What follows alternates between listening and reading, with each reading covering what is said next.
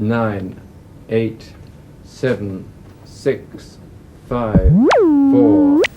This is the Open University.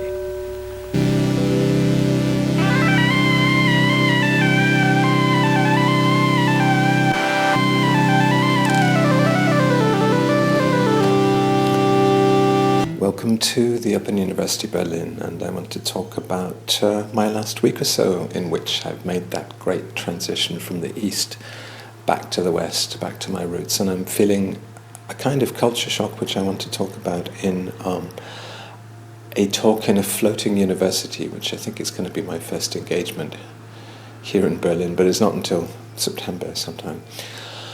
I actually went, I'm going to tell the misadventures. One of the great things about traveling is having misadventures. And but the drone, by the way, that you're hearing here, it's from my new speakers. I have these Logitech speakers, which are Bluetooth, and they're playing Elia Radig Atmos, and it's just a kind of atmospheric drone to, in a sense, cancel out or complement the traffic which is passing on the leafy cobbled street outside. I'm in Neukölln, which is where I lived before. For those who don't know, I lived in Berlin from 2003 until 2010. And I actually have repeated, in a sense, the same trajectory which brought me here, in the sense that I've come from Paris. And Paris is where I first considered settling when I came back from living in Tokyo in 2002, and I actually took a room in the 17th arrondissement with a translator, an Irish woman who made the subtitles for films, translated them, and she charged me 500 euros for one room, which I guess was normal and is normal for Paris now. There would probably be a great deal in Paris, but I happened to come on a trip with some Paris musicians of my acquaintance, people like Olam and Ipo, that's Olivier and Anthony to their friends, and a guy called Shinsei, Johan. We came to Berlin to play in Podeville, the Podeville Center in Mitte, long gone. And I guess my sense of Berlin then was that it was an exciting experimental city with a lot of space and much more relaxed than Paris. Paris is quite stressful, quite high density, and I still get that impression of Paris. It's full of tourists, the prices are hiked for the tourists to pay. I had a great time though, it was a beautiful weekend. Okay, go back to, so I'm repeating slightly what I did before in 2003, but let's go back to my misadventures this time. I took Aeroflot from Tokyo, and that was really hard. Getting away from Tokyo was really hard because we were in Narita, which is an airport known for its difficult crosswinds landings, and there was a long queue to depart. They only have apparently one runway, at least in certain wind conditions. They only have one runway at Narita for departures and arrivals. So when we were in the departure queue, taxiing up to the runway, I saw at least 5 planes coming in and doing go-around, what's called remise de gaz in French, where at the very last moment the captain aborts the landing because the winds were just so high. They were sort of coming in, and it was 20 knot winds or something, not exceptional, but challenging at Narita, and nobody wants to be the next FedEx because there was this FedEx cargo plane that landed in very high winds and bounced and then crashed its wing and burst into flames and killed the 2 pilots 10, 15 years ago. Nobody wants to be the next FedEx. So we did finally get away. Taking off into those winds is much easier than landing. And I had been totally convinced that Aeroflot would lose my luggage, which indeed it did. Okay, lose is not the right word. That my luggage would miss the transfer. I booked this incredibly cheap flight. I had a return to Europe with KLM to Amsterdam, which I didn't use because I decided to go at the last minute to Southeast Asia in January. So I bought a single trip with Aeroflot, thinking that, because I sometimes get pressure headaches on planes. So thinking that the stop in Moscow after a relatively quick 10 hours would be quite good for my health. And then I'd have, 2-3 hours on the ground in Moscow. But because we were so late away, over an hour delayed, there was actually no time to wait in Moscow, just basically to transfer to the flight to Frankfurt, which was my next destination. So I kind of suspected that they would lose my luggage, that my luggage would not make that transfer, and indeed it didn't. When I got to Frankfurt, there was no friendly brown suitcase on the carousel, and I was told that it would be sent on the next plane from Moscow, would arrive the next day. But that actually turned out to be quite a good thing, because it meant I could head off to Paris for 4 days and then tell Aeroflot to courier my suitcase to my Berlin address, or a Berlin address, and not even have to think about it. And I'd squirreled all the important stuff into my hand luggage, so I had, my electronic equipment, my hard disks, my wallet, obviously, and that sort of thing with me anyway. So I was in Frankfurt, and I had a hotel booked with Expedia, but when I got to the hotel, I couldn't find my booking, and it turned out that I had, because I'd bought some cheese spread and stuff, and I only had 47 euros and 98 cents exactly on me in cash, and the the hotel was 48 euros for the night, and the guy wouldn't take 2 cents less. And in fact, he was a very rude, extremely rude fellow. I mean, this is the first moment of culture shock when you come back from Asia. The people in hotels and shops can be incredibly rude in Europe. This guy was just, he incompetent, obviously, because he hadn't received my booking. I had all the booking reservation numbers and everything, but also it was my fault because I didn't have. None of my cards worked as well. This is the problem. I've been in Japan. I've been living with these German bank cards, and some of them are a VPay system, which replaced Maestro, which doesn't work in Asia at all. Only works within Europe. So I hadn't even memorized the number for that. So when I tried to pay for the hotel with the cards, that didn't work. And also my other card, my credit card, which has miraculously worked in Southeast Asia throughout all these poor countries, didn't work in Germany. So, but it did actually. Finally, I found an ATM where it did work. I don't know, because it's got both a stripe, which the stripe always gets destroyed by magnetic interference within a few weeks, but then the chip usually works. But actually, both chip and stripe, or according to some ATMs, were not working properly. So, but I did manage to get 200 euros out, and went back, and the man in the hotel was like, "Nah, you've wasted enough of my time already, piss off." But eventually, when I was waving a brand new 50 euro note in front of him, he accepted my money and let me sleep, And then the next day, I bought a train ticket, took the train. The train is the royal way to travel. It's a great way to travel. I love trains, and I had a great big window seat.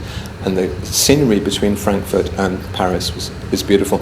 I almost didn't even manage to get the train there because the SNCF drivers are on strike just now, or they're doing wildcat strikes 2 days every, or 4 days a month, or 6 days a month, something like that. So, but it was a German train. It was the ICE train, so I took that. And ICE is nice, not cheap though.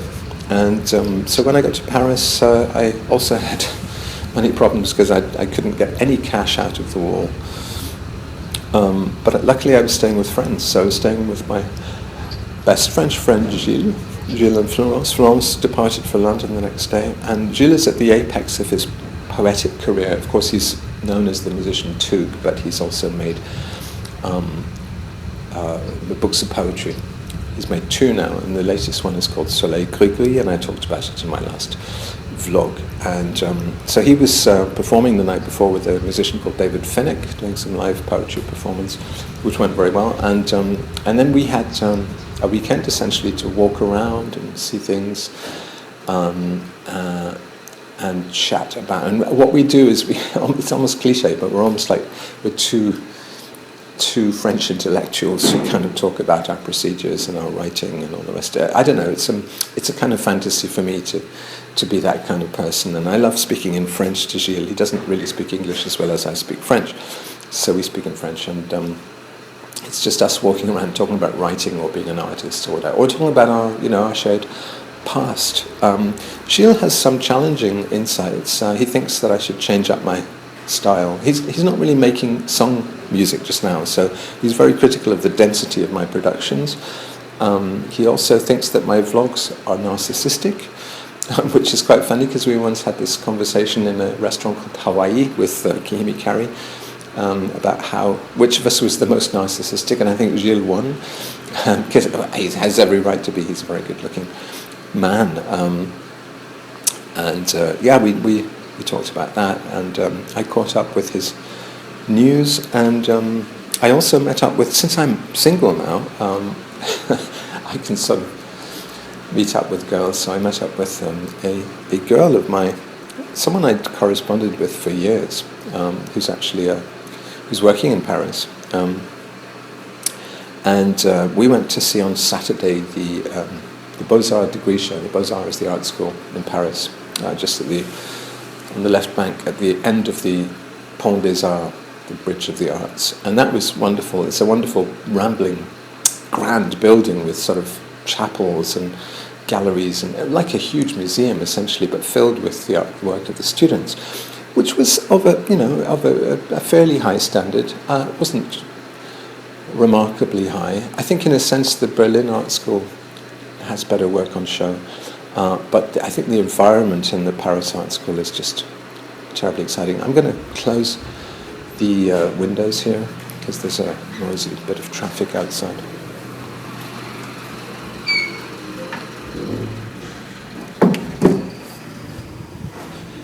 Somebody moving in. Moving into this neighbourhood. This neighbourhood, by the way, is pretty great because it's not yet overrun with children. This is one of the endless problem in Berlin, of course, is gentrification, and it's a huge cliche to even talk about it, but it's... I saw a piece of graffiti in the Schillerkiez yesterday which said, as soon as they start repainting your building and making the street clean, that means the rents are about to go up. And of course that's a perennial problem. I'm in a particularly unique situation here because I'm effectively subletting from a friend, and I'm just paying for one room, but it is effectively a whole apartment. He's here occasionally, and but he's moved to the countryside. He's really a pioneer, not a gentrifier, but an actual lifestyle pioneer.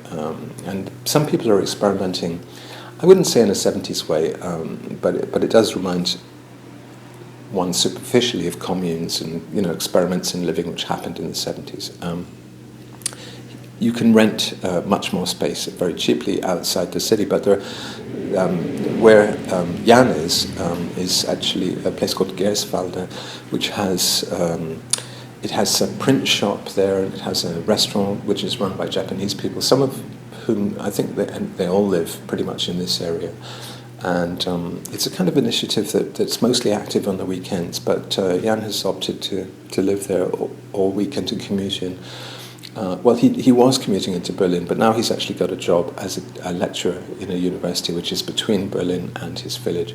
The village is about an hour by car, but as I think I said in a previous vlog, some of these places which are being remade in the countryside around Berlin take about 3 or 4 hours by public transport. There's 2 buses a day in some of these places, and there are no shops. Liebken place I mentioned in December is kind of like that. So I would find that challenging. I'm a city person, I love cities.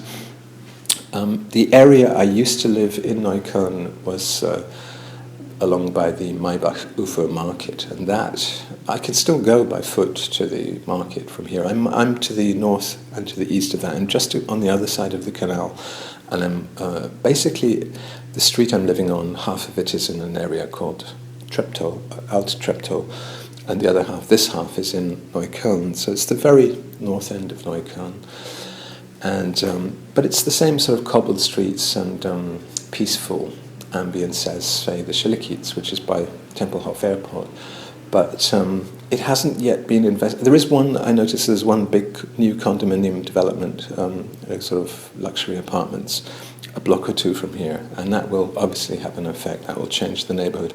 But mostly it's not prams and little tricycles. It's not that gentrifying embourgeoisement that you see in other areas, like the Shillikiez itself, which is at certain times of the day is just full of kind of annoying little toddlers who, I call them bonsai toddlers, because they never seem to go beyond 3 years old, and to be at that age of sort of making precocious comments to their parents, which their parents then indulge them, you know, as if they're little Oscar Wildes, you know.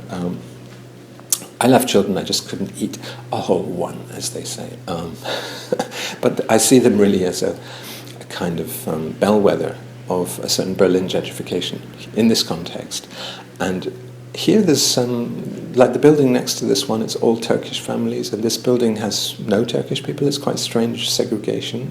Jan, in the backyard, when he was showing me how things worked, said, well, that Turkish building is always clean, and the German building's always dirty. But also I would say the Turkish building is noisier, there's a sort of noisy, and also the demographics of the Turkish community are different. They have much more children, and they're sort of a more youthful age profile. The German indigenous population tends to be older. The interesting thing about this street for me is that it reminds me very much of Sanderstrasse, where I lived in from 2006 till 2010. When I first moved in there were a lot of Turkish community club buildings for shop fronts, and there were Kneipe, it's the German word for a traditional corner pub. So there's one of those, a snooker Kneipe across the road from here. There's sort of Spätkaufs, which are run by Turks. There's really nothing. There's one hipster cafe called Passengers further up the road here, which makes I went in there and sort of slightly alienated the guy. First thing he asked is, do you speak English or German? Because most of his customers, I think, are English speakers. There's this whole expat, parachuted kind of startup, entrepreneurial, creative class, whatever you want to call it.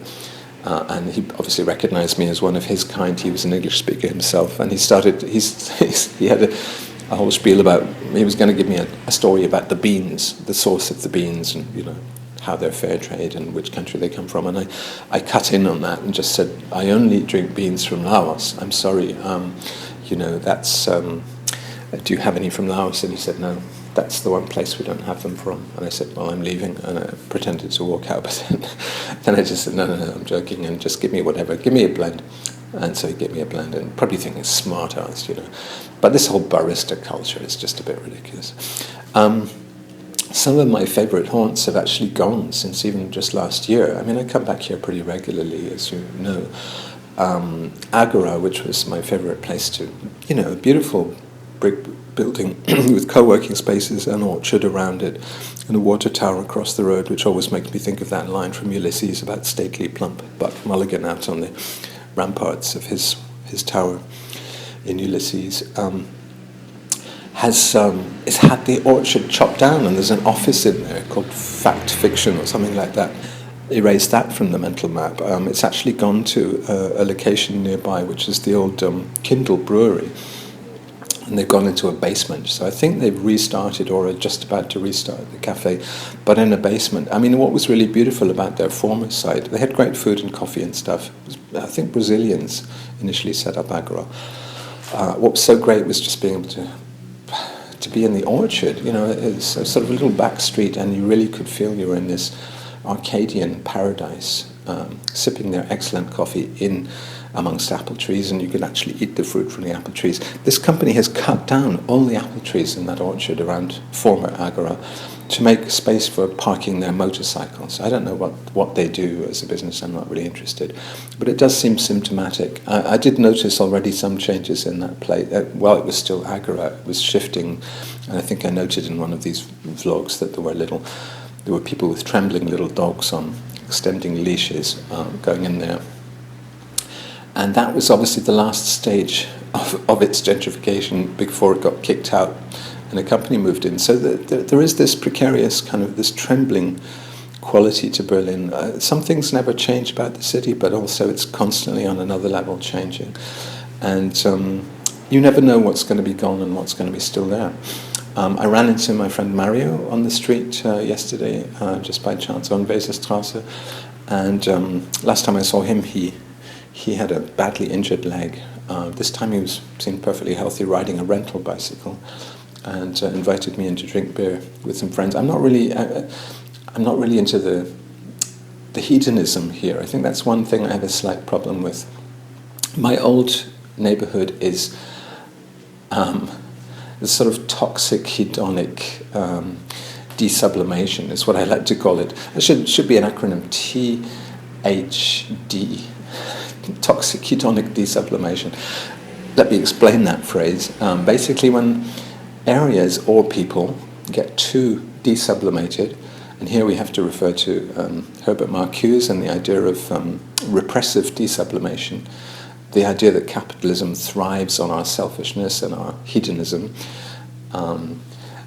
It's not good for the neighborhood and it's not good for the people. So when I lived in Friedrichshain, for instance. That was my first destination when I moved to Berlin first in 2003. Instead of paying 500 euros for a single room in Paris, I got a whole apartment for 635 euros, not knowing that was, one of the most expensive rents you could pay in Berlin at that time. Every rent I subsequently paid in Berlin as I moved around the city got less and less, which was nice.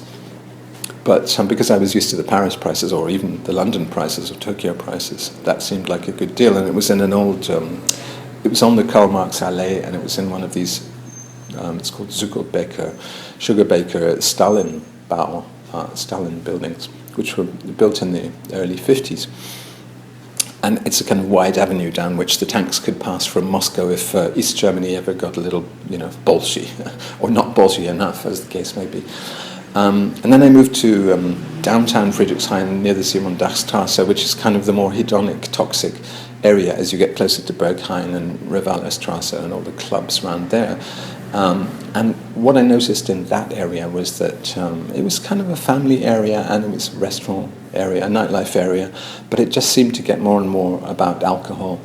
And there was sort of, broken beer bottles on the ground, and there were these club people coming in, but a huge population of young people coming in from the S-Bahn station nearby, Warschauer Strasse. And I don't know, it felt like a student area, but it began to fill up with these little wooden tricycles. As soon as these shops on your street appear, which are selling toddlers' tricycles, you know that the bonsai army is about to move in. And they're called baby boom areas, and it happened first, to my knowledge, in Prenzlauer Berg. Apparently very, very high fertility rates in these areas, which are caused by trendy young couples moving into them. And that is not happening here. And I must say it's refreshing. It's refreshingly geriatric or something. There's an amazing kind of neglected supermarket on the corner called Nähkauf, near selling. And it's kind of empty, there isn't that sense of too muchness. My old neighborhood, especially on the market days, the sort of hippies playing Indian instruments, by the Landwehr Canal, people selling vegetables and fabrics in the market. It's still a Turkish market on Tuesdays and Fridays, but there's also these craft markets. That's another danger indicator when you get these sort of yuppified crafts markets. There's one on Saturdays, just a bit further along the canal. There's a sense of too muchness and a few too many people with sort of dreadlocks. I mean, there's a kind of libertarianism, which can go. It can be very populist as well. Can be, people get on the train with no shoes on and these funny tie-dyed T-shirts, and a sort of Burning Man quality to life in Berlin. That's really not my style at all. But there are things, obviously, stylistically, I tap into very strongly here. I mean, I love Jan's apartment, for instance. It's a traditional Berlin apartment, very long and light, and I put him in Appartamento when I was given my one chance to choose somebody for this Appartamento magazine, which is about the patina of people's lives and about how they live rather than how a furniture showroom suggests you should live. Jan was the one I chose because he has this particular style of simplicity, I guess a sort of post-Protestant style in a certain way. But that's one of the things I can tap into. The other things, obviously, are second-hand bookstores I love, and I've already bought a copy of La Vie Mode d'Emploi by Perec, Life a User's Manual, in my favorite bookstore in Selchower Strasse, which is run by some Spanish people, and has books in all these different languages. I bought this shirt in Humana. Humana, of course, my tailor, as it were, second-hand store of choice, the one down on the Karl Marx Strasse. And I love things like the Turkish food shops, and the fact you can buy puck, which is this horrible emulsified cheese spread that I sort of dip my bread in. Excellent bread here, excellent beer. Although I'm staying off the beer because I don't want to get fat. I mean, when I last lived in Berlin, you wouldn't really know it from pictures of me, but I got a tiny beer belly, and I don't want to repeat that. And I've been going to places like Mac Geitz. Mac Geitz is a very racist shop. You could buy like fake tree stumps there as cushions, rather than spending money on handmade poofs and things. And Mac Geitz has as its symbol a Scotsman in a kilt, and that means Scotsmen are notoriously mean. You know, at one point in German history, it probably would have been a Jewish stereotype there, but you know, it's acceptable to put a Scotsman to say we don't like spending money. The Germans are the ones who really don't like spending money, and that's got a great side, which is that life continues to be very cheap here. People complain constantly that it's getting expensive and it's no longer as cheap as it was. It's still a lot cheaper than pretty much any other European city. Madrid is cheap, you know. Lisbon is cheap and beautiful. But you're still much better off being here than in London or Paris, I would say. Who knows what's going to happen post-Brexit? I haven't registered with the police or anything like that. I'm assuming that since I've been living in a fairly, illegal, bricole way in Japan, you know, if I can live in Japan on a tourist visa for 8 years without any major headaches, I don't see why that shouldn't be possible here in Germany too. So let's see. I wouldn't mind renouncing my British citizenship. And, you know, if Brexit does go through, I would happily become a German at some point. Let's see if that's possible. Let's see if I would be able to claim that I've been living here continuously for more than 8 years, which is one of the requirements of citizenship. I don't know, what else do I have to tell you? I think as a first installment from Berlin, maybe that's enough. My impressions, I'm so used to coming back to this city that it's not really difficult to snap back into certain habit patterns. And I haven't really strayed much outside of Neukölln. I'm going on Friday with my old friend Hanni to a play up at the Volksbühne in the Grüne Salon, which is advertised as being the last play in the Grüne Salon. I don't know why that is. Perhaps they're closing it. And that'll be fun. So I've kind of got a prefabricated social life here. And I was planning to start recording music, but I think that may have to wait until August.